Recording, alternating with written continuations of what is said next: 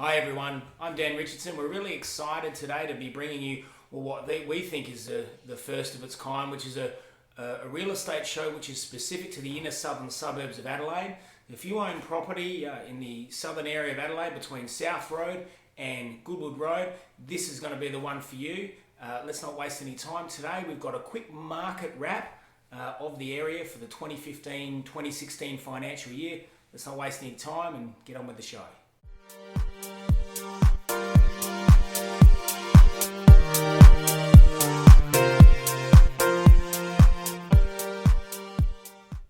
Well, everyone, thank you for taking your time out of your day to watch. Each couple of weeks, we're going to bring you a show which is based around simply answering the questions of what home sellers or buyers have about real estate in the area. So if you are thinking of selling or buying or just have an interest in real estate in the area, feel free to email me your questions. Email daniel@leadestateagents.com.au. That's daniel@leadestateagents.com.au, or get in touch with me on social. Ask me any question you like about real estate in the area, and I'll endeavour to answer it for you on the next show. So look, let's get into it. I think first of all we'll start off, of course, with Clarence Gardens and how that performed over the last financial year. Well, in total there were only 37 property sales in Clarence Gardens for the 2016 financial year, which is down on average, considering the fact that there's about 1,000 homes in the area. That's really quite low. The highest price obtained this year was number 35 Albert Street, which sold for $790,000 at auction, and the median price at the moment sits at $565,000, which is very, very stable. The median rent is at $385 a week. And what we're noticing is what's attributing to the growth in prices is the low supply. There's high interest in the area, and I'll cover off on why that is in just a minute, but there's always high interest in the area with an average of about anywhere between 35 to 70 inspections per property that's open in the suburb. So if you're an owner in the area, that's great. People are holding onto their properties for longer and not selling as frequently. That's what's propping up the local market in Clarence Gardens. Okay, next we have Melrose Park. And Melrose Park had 54 sales for the 2016 financial year, with the most expensive price achieved of $656,000 on Corunna Avenue, or Corunna Avenue, however you choose or would like to explain it. The median sale price of the area is currently $500,000, which is very good, which is up on last year, mind you. Overall in the state, we're up 0.9%. In this area, we're a little bit higher than that. And the median rent for Melrose Park at the moment is $355 per week. Now we move on to Door Park, one of the surprise packets in the area this year. Really well performing suburb with 60 property sales in the last financial year. The highest property price for Door Park was a whopping $860,000 on Kingston Avenue, which is really, really strong. The average days on market is pretty stable at 48, and the average rent in the area is actually about $395 per week, which is really, really strong compared to the other suburbs of, say, Melrose Park and Clarence Gardens, which traditionally perform much, much better in regards to rentals. Next, that brings us to Cumberland Park. Now, we all know that Cumberland Park's probably got the lion's share of all the early century, turn of the century character homes, and therefore carries a bit more weight in relation to property prices. The blocks are generally a little bit bigger there, property sales being 46 in total, but the highest property sale price in that area did crack the $1 million mark at just $2,000 over $1 million. It was $1 million and $2,000 on Kiama Avenue, which is really, really good for the area. It sets a really good standard going into the new financial year. The median price in that area right now is $655,000, and the median rent is $400 per week, which is really great news for property investors. So that gives you a pretty good overview of where this precinct of property precinct really sits. Now moving into the new financial year. And yesterday we did actually receive in from one of our very great clients the first question that we'll obviously be very glad to answer, because obviously recently returning from annual leave, we notice that there's obviously a lack of supply, as you would notice, on the market at the moment in the area. And one of my clients did ask, when is the best time to sell? Should we hold off to spring? And that's one of those questions that comes up around this time of year very, very often, and I'll answer it as best I can for you. And I suppose the easiest way to put it into words is, I haven't yet met a buyer who makes a decision to buy a property based on what the weather is doing.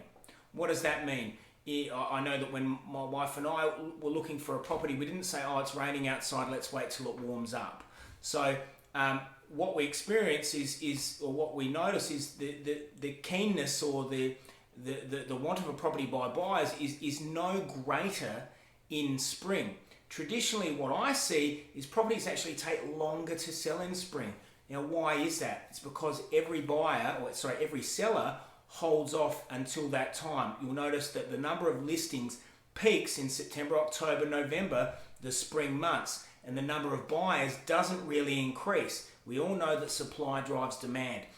So if you are looking at getting ahead of the market, and I'm not saying spring is a bad time to sell, as I said, we're in a pretty solid market at the moment, but there is no point in waiting. If you are ready to go right now, then now is a good time, because you will get the jump on the spring rush. You will notice as soon as September hits, properties will start hitting sites like realestate.com and things like that. So realistically, so I suppose to answer the question, there really is no perfect time to sell. Any time is good. There's less properties or less competition in the colder months, more competition in the warmer months. It could be argued that there's more buyers, but I reckon they cancel the other ones out. And I reckon if you looked hard enough, you'd actually find that the average sale prices and the days on market would go up, and prices would maybe dip a little in spring, because home sellers and developers alike all wait until that time of year to sell their property. The other question I was asked, and we'll answer this one and finish off on the show today, is a buyer asked me to answer this on the show. I told him we were starting to do a show, and Matt, I'm sure you're watching, and I'll answer your question for you as best I can. Matt's asked me, what is the point of going to auction if it's the intention of the owner to sell before the auction? As in, why doesn't the owner just put a price on it and put it for sale? And I think that answer is very very detailed, but I'll try and answer it in a broad context. It is very much dependent on the agency that you are selling it with. Everyone will have a different system or a different strategy. Now, my opinion on it is, if you have a property that is going to auction and you have multiple interest in it, multiple people wanting to put offers in it, as a seller, you would be in a better position to let it go through to auction. Why? Because it's a great way of revealing the true market value. Okay?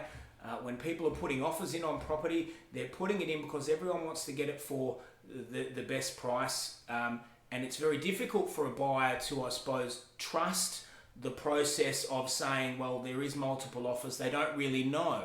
Where at auction, they can actually see that there's other interest there. Okay, and so when it does come time to, I suppose, when it does come down to crunch time, the true market value is revealed. It's much better. It's a transparent process. Buyers, the feedback that we get, buyers do like it. And as far as the area goes, we've had success with 35 out of our last 37 auctions, and I haven't met an upset buyer or an upset seller at that strategy yet. Why does an owner choose to sell prior to auction? They may get what we call a showstopper, a show-stopping offer. And ultimately the decision is up to the seller. The agent will have very little to do with what the seller actually finally decides, because obviously we can't turn away an offer. A buyer comes to us and says, we want to put an offer in. We don't want to say, well, no, we don't want to know. So we obviously have to hear that. But how we go about that, or how we go about it in our company, is if we get interest from a buyer, we will say to an owner, we say, look, we've got interest from multiple people wanting to put offers in. What would you like us to do? Would you like us to initiate the offer process, or would you like to let it go through? We do have multiple interests. Which would you prefer? They might say, because the auction campaigns are generally condensed, but we'll advise them so they make the decision, as opposed to us making the decisions for you. So it's always up to the owner. It's always their decision. Some people just don't want to go through with the auction process. Some people have certain time constraints. It's really different compared to, based on what the owner's individual needs are. So obviously bear that in mind if you're a seller and a purchaser. Be more than happy to discuss that with you. If you've got any further questions on that, feel free to email those questions to me. As I said, daniel@leadestateagents.com.au. If you have any questions in relation to real estate, happy to answer them. I'll get to a few more on the next show, I'm sure. I'd like to thank you all for watching, and we'll talk to you soon.